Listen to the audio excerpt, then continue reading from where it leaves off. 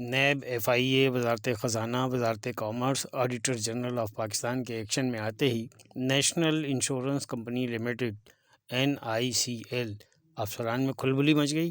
اپنی مبینہ غیر قانونی تقرریوں، بھرتیوں، ترقیوں، بدعنوانیوں کے خلاف ضابطہ اقدامات جیسے ایشوز پر پردہ ڈالنے اور تحقیقات سے بچاؤ کے لیے راستے تلاش کرنا شروع کر دیے۔ NICL کے اندرونی ذرائع کے مطابق نیشنل انشورنس کمپنی کے ملازمین نے ادارے میں بڑے پیمانے پر بدعنوانیوں، غیر قانونی اعلیٰ سطحی بھرتیوں، خلاف ضابطہ من پسند ترقیوں، حقدار افسران و ملازمین کے حقوق غصب کر کے ان کے حق پر ڈاکہ ڈالنے جیسے اقدامات کے خلاف 10 نومبر 2021 کو چیف جسٹس آف پاکستان، وزیر اعظم Pakistan, ministry of commerce, ministry of خزانہ، وفاقی سیکرٹری خزانہ اور commerce, chairman public accounts committee, auditor general of Pakistan سمیت ڈائریکٹر جنرل FIA کے ساتھ ساتھ چیئرمین نیب کو مکمل تفصیلات اور ثبوتوں کے ہمراہ درخواستیں اسلام آباد بذریعہ ڈاک بھجوائیں۔ ذرائع کے مطابق مذکورہ درخواستوں پر نیب نے وزارت کامرس سے مذکورہ الزامات پر وضاحت مانگ لی۔ اس صورتحال میں وزارت کامرس نے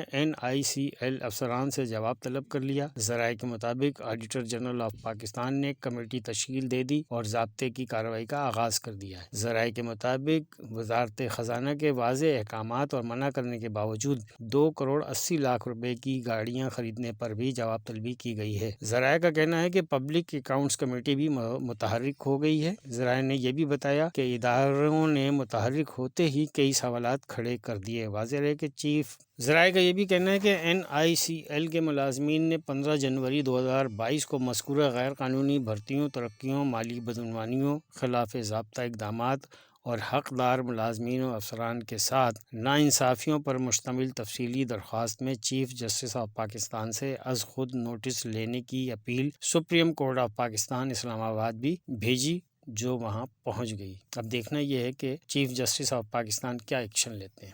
نعیم الدین نظامی، CNBC سٹی نیوز، کراچی۔ اس ویڈیو کو لائک کریں، ہمارے چینل کو سبسکرائب کر بیل آئیکن ضرور پریس کریں ہماری نیو ویڈیو سب سے پہلے دیکھنے کے لیے۔